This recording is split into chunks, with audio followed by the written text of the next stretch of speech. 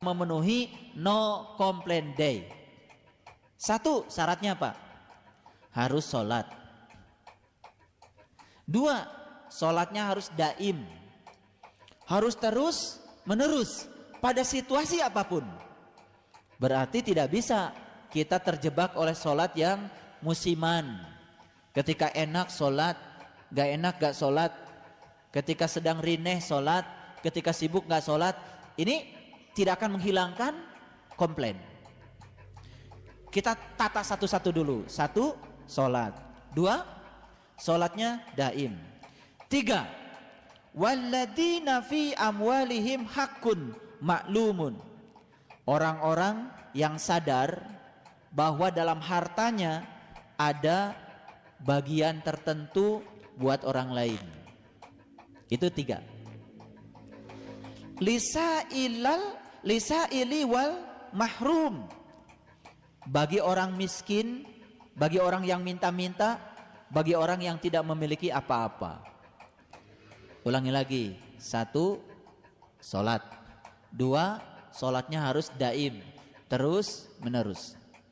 Pak, kalau saya sholatnya terus menerus gimana dong? Apa saya bisa bekerja? Tuh, udah salah lagi. Sholat itu kan melekat artinya. Sholat itu melekatkan diri kepada Allah. Jadi ingat kepada Allahnya itu terus menerus. Itu maksudnya. Itu yang disebut dengan sholat yang daim. Yang ketiga, sadar bahwa pada harta yang ada pada kita ada bagian untuk orang lain. Bagian siapa? Bagian orang miskin, bagian orang yang minta-minta, bagian orang yang tidak mempunyai apa-apa. Yang keempat, mempercayai hari pembalasan. Pembalasan itu baik apa buruk? Baik apa buruk? Ya, pembalasan itu bisa baik, bisa buruk. Kan sudah dibahas di surat yang ke-99, ya kan? Semua yang baik akan dibalas dengan kebaikan. Semua yang buruk akan dibalas dengan keburukan. Kalau kita sadar dengan hari pembalasan, pasti kita akan melakukan yang baik-baik saja, karena pembalasannya pasti baik. Kan kita tidak mungkin ada yang menghendaki pembalasan yang buruk. Betul nggak? Pembalasan yang buruk pasti dari tindakan yang buruk. Pembalasan yang baik dari tindakan yang baik. Itu yang keberapa? Yang keempat. Yang kelima, takut akan azab Tuhan. Yang keenam, orang yang memelihara kehormatannya, ya. Jadi kehormatan. Li furujihim hafidun. Yang ketujuh, orang yang memelihara amanah-amanahnya. Walladzina hum li amanatihim wa ahdihim raun. Yang kedelapan, walladzina hum bisyahadatihim qaimun. Orang yang memberikan kesaksiannya. Ini harus dibahas satu-satu. Yang kesembilan, walladzina hum ala sholatihim yuhafidun. Orang yang memelihara sholatnya. Jadi bukan sekedar mendirikan sholat, bukan mengerjakan sholat terus menerus, tapi memelihara sholatnya. Jadi ada berapa? Ada 9. Memang syaratnya 9. Jadi kalau yang 9 ini kita pahami semuanya dan kita amalkan semuanya, ternyata kita akan mendapatkan kemampuan untuk melebarkan konsep penerimaan. Lalu kita akan memasuki no complaint day. Sekarang saya mau kasih tahu. Perhatikan saya. Kalau orang komplain, biasanya energinya positif atau negatif? Negatif. Bahwa energi negatif itu menular, percaya? Percaya ya? Jadi ngajinya hari ini adalah no complaint day. Tidak ada lagi komplain setelah hari ini. Dan untuk membangun itu semua ternyata tidak sesederhana itu. Tidak, saya hari ini tidak akan komplain. Ternyata ada 9. Ada 9, ya. Jadi yang pertama tadi apa? Ya, sholat.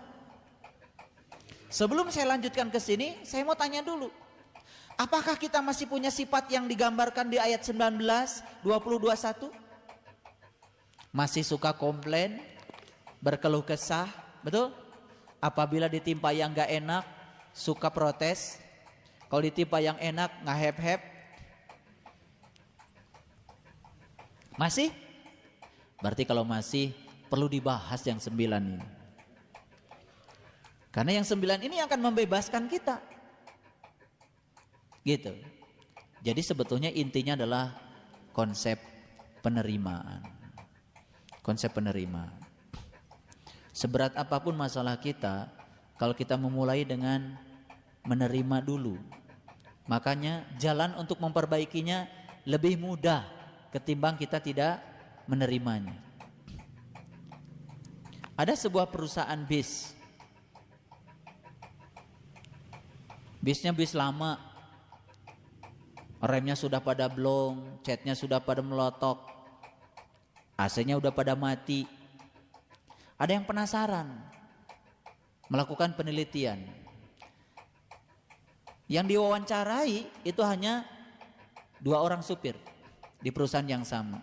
Supir yang pertama ditanya, "Bapak sudah berapa lama kerja di sini?"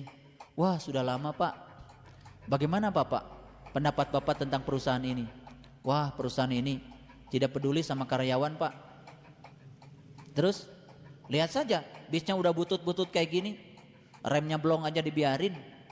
Terus apa lagi? AC mati aja, Pak, dibiarkan." Terus saja dia ngoceh. Tidak ada satu kata pun yang baik. Tapi yang kedua, supir yang sama di perusahaan yang sama, supir yang berbeda di perusahaan yang sama, ditanya, "Bagaimana pandangan Bapak dengan perusahaan ini?" "Alhamdulillah, Pak, anak istri saya bisa makan karena saya kerja di sini. Mungkin kalau saya tidak kerja di sini, nggak tahu deh nasib saya seperti apa. Perusahaan ini gimana menurut Bapak?" "Menurut saya sih perusahaan ini luar biasa, Pak. Di saat perusahaan lain sudah pada bangkrut, perusahaan ini masih tetap saja berdiri, dipertahankan." Terus saja dia berpikir yang positif. Orang yang berbeda di perusahaan yang sama ternyata beda. Yang ini positif, yang ini negatif. Ternyata yang positif ini hidupnya lebih santai. Tidak banyak komplain, tidak banyak protes, menerima. Tapi menerima bukan berarti kita berserah kepada kenyataan. Tidak. Menerima dulu yang paling utama. Setelah itu baru memperbaiki. Jalan untuk memperbaiki jauh lebih mudah kalau kita memulai dengan konsep penerimaan. Konsep penerimaan. Biasanya kalau kita dalam hidup ini kan terkadang sulit ya. Ada orang yang mau menolong saja terkadang kita masih berdebat. Ini ada cerita, ada orang buta masuk ke dalam sumur. Kasihan ya, udah buta masuk ke sumur lagi. Begitu masuk ke sumur plung gitu, ada yang lewat. Karena dia teriak-teriak, ya udah ditolong. Ambilkan tali, kemudian diulurkan talinya ke bawah. Pikirannya sih yang menolong, kalau tali sudah di bawah, ya sudah, dia tinggal pegang ke tali, ditarik ke atas. Sesederhana itu tadinya pikiran orang yang menolong. Ternyata enggak. Begitu mau ditolong, "Siapa kamu?" "Saya mau menolong Bapak." "Ah, takut bermuatan." "Ikhlas nggak kamu nolong saya? Nanti kalau saya ditolong sama kamu mau minta bayaran nggak sama saya? Tolong ya dijelaskan siapa yang bikin sumur ini? Tanggal berapa, tahun berapa dalam? Udah mau mati masih debat." Dasar orang buta. Ini mungkin bukan kenyataan ya. Ini sedang cerita kita. Sudah buta, ditolong, masih debat lagi. Kadang-kadang saya juga sering menghadapi kenyataan begitu. Mau diajarkan ilmu pembuta mata kolbu, mau dibawa ke alam yang terang benderang. Tapi aduh, susahnya setengah mati. Tapi saya cuma punya prinsip gini. Saya jadi matahari saja. Matahari juga terus memberi, tidak pernah mengeluh. Makanya kenapa semua tanaman menuju matahari? Cuman satu alasan. Karena matahari kalau memberi gak pernah mengeluh. Melayani terus. Nih saya kasih tahu untuk yang muda-muda, yang cari uangnya masih susah. Selama kita berorientasi mencari uang, pasti kita akan melakukan tindakan bagaimanapun untuk memenuhi agar kita mendapatkan uang. Sekarang lupakan uang. Peribahasa yang mengatakan waktu adalah uang, menurut saya harus ditiadakan. Capek kita. Dirubah sekarang. Saya ingin memberikan pelayanan yang terbaik. Saya ingin bermanfaat bagi banyak orang. Itu saja dilakukan. Insya Allah kita akan dikejar uang. Jadi tidak usah mengejar uang. Lakukan pelayanan yang terbaik, pasti semua akan berpusat pada kita. Sekarang sekali lagi, tanaman apa di bumi yang tidak menghadap matahari? Gak ada. Semua menghadap dia. Kenapa semua menghadap dia? Kenapa semua menyenangkan dia? Cuman satu alasan. Karena dia memberi dan terus memberi. Ternyata hukum memberi pasti menerima. Karena matahari memberi tanpa minta balasan, memberi tanpa keinginan, memberi dan terus memberi tanpa pilih kasih, maka semua pohon menghadap dia. Saya ingin kasih tahu, kalau kita membuat pelayanan pada siapapun, semua orang pasti akan menghadap kita. Semua rezeki akan berpihak pada kita. Semua kebaikan akan menuju kita. Rumusnya cuma satu. Ini harus dibaca berulang-ulang setiap hari. Ini doanya dari saya. Di mana hati berada, di situ harta terletak. Ulangi lagi. Di mana hati berada, di situ harta terletak. Ngerti maksud saya? Saya tidak berbicara harta dunia saja. Berbicara dua-duanya. Harta jasmani, harta ruhani. Dan ternyata harta bergantung pada kehadiran hati. Ini saya kasih tahu. Ada yang tanya sama saya, Bapak, kok Bapak baru saja dari sini, ke sini, ke sini, ke sini, ke sini, kok nggak ada lelahnya? Saya bilang, sebetulnya saya kelihatan oleh kamu bekerja. Saya tuh sebenarnya nggak bekerja. Kenapa? Karena saya melakukannya senang. Ketika kita melakukan pekerjaan dengan senang, sebetulnya kita sudah berhenti bekerja. Sekali lagi, ini rumus yang luar biasa. Luar biasa. Silahkan dibuktikan rumus ini, formula ini luar biasa. Ulangi, di mana hati berada, di situ harta terletak. Sekarang gini, dokter melayani pasien pakai hati, bukan pakai tarif, pakai hati. Percaya nggak? Dokter itu bisa mendapatkan uang melampaui tarifnya. Percaya sama saya? Saya ngasih pelatihan pakai hati, nggak pakai tarif. Ternyata saya mendapatkan balasan jauh melampaui tarif. Saya melakukan kebaikan pada siapapun pakai hati. Memberi pakai hati. Ternyata saya mendapatkan balasan jauh melampaui yang saya pikirkan. Jadi semua satu.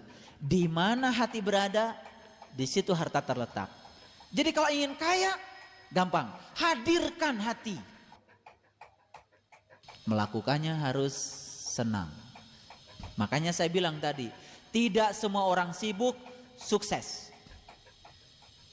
Dan tidak semua orang yang tidak sibuk tidak sukses. Saya akan menggunakan sukses dalam dua terminologi. Ada sukses menurut ukuran umum, ada sukses menurut ukuran pribadi. Dan itu berbeda. Kalau ukuran umum, dia sibuk, mobilnya banyak, rumahnya banyak, depositonya banyak. Ukuran umum, sukses. Padahal kalau ditanya dia, setelah itu pengen apa lagi? Pengen tambah banyak lagi. Dan mungkin dia merasa belum sukses. Beda ukuran pribadi dengan ukuran umum. Ukuran pribadi itu ternyata sangat unik. Saya menilai kesuksesan bukan dari sisi itu.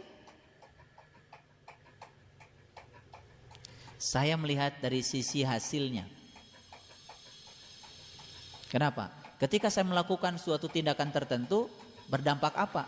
Dampak tidak selalu uang.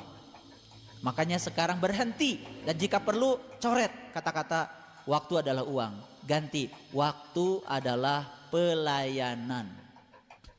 Ganti. Lebih dahsyat, waktu adalah pelayanan. Sekarang berusahalah untuk melayani siapapun. Berusahalah untuk membaikan siapapun. Berusaha untuk menolong siapapun. Percaya sama saya, tidak usah memikirkan apa yang kita dapat. Semesta akan membalikan semuanya pada kita. Dan itu sudah terbukti luar biasa. Jadi sekarang berhenti mencari uang, tetapi memberikan pelayanan terbaik. Pasti kita akan dikejar oleh uang. Dan pelayanan adanya di mana? Di hati. Saya kasih tahu. Pernah nggak ngasih tukang parkir besar? Pernah? Sering saya melakukannya. Cuman karena hal yang sepele. Ketika mobil diparkir, kelihatan ya, kacanya kotor, dia ngambil lap. Bukan sekedar itu. Dan yang luar biasa, ada seorang tukang parkir ketika mau dikasih itu nggak mau. Itu pelayanan. Karena dia hadir di situ hatinya. Beda dengan orang yang hitung-hitungan. Sekian mobil, sekian itu, dia hanya mendapatkan sekian saja. Di situ pelayanan. Pernah nggak datang ke tukang cukur, nggak disuruh tukang cukur tiba mijit semua, enak gitu. Pasti tidak mungkin kita ngasih 8.000. Pasti ingin ngasih 20.000, bisa jadi 50.000. Betul? Jadi sekarang apa yang harus kita lakukan? Merubah. Jadi keyakinan yang salah di masa lalu, rubah. Keyakinan yang salah, yang tidak produktif, yang telah membelenggu kita, hancurkan. Dan itu akan memperlebar konsep penerimaan. Masih ingat cerita saya tentang gajah di India? Kalau mungkin pergi ke India, aneh. Karena apa?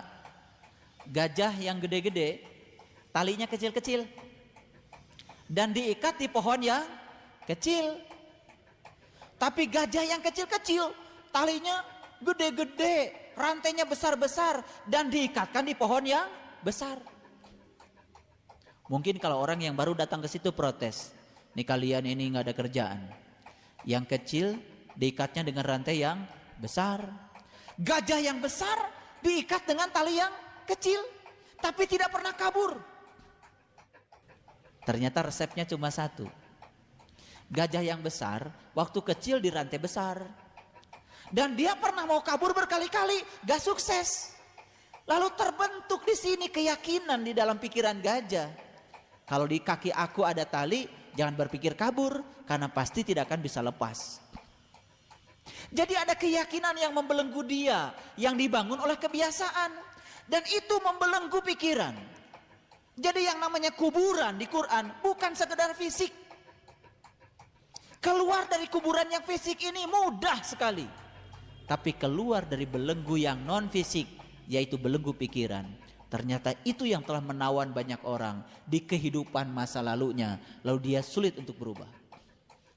Rezekinya itu saja. Cara berpikirnya gitu saja. Cara bergaulnya begitu saja. Cara merespon masalah gitu-gitu saja. Tidak ada yang berubah. Kenapa?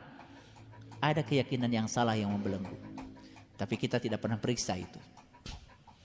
Jadi kenapa si gajah yang besar tadi tidak kabur, berputar-putar saja di pohon yang kecil? Karena dia sudah berhasil dibelenggu. Dan waktu kecil dia tetap saja di rantai yang besar. Pernah meronta mau kabur. Dan ternyata cuman menempelkan tali di kaki, si gajah sudah mengatakan pada dirinya, aku tidak mungkin bisa lepas dari sini.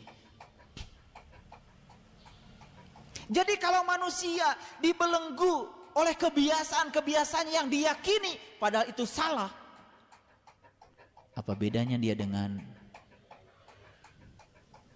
gajah? Cuma gede badannya doang. Makanya gajah, lihat, gajah itu badannya gede tapi matanya sipit. Karena gajah itu memang lambang dari orang yang sedang dikendalikan oleh keinginan. Makanya ada Quran surat gajah, surat Al-Fil. Dan tentara gajah ini itu yang mau menghancurkan Ka'bah. Ngerti maksudnya? Kasihan deh lo. Kagak ngerti dari dulu.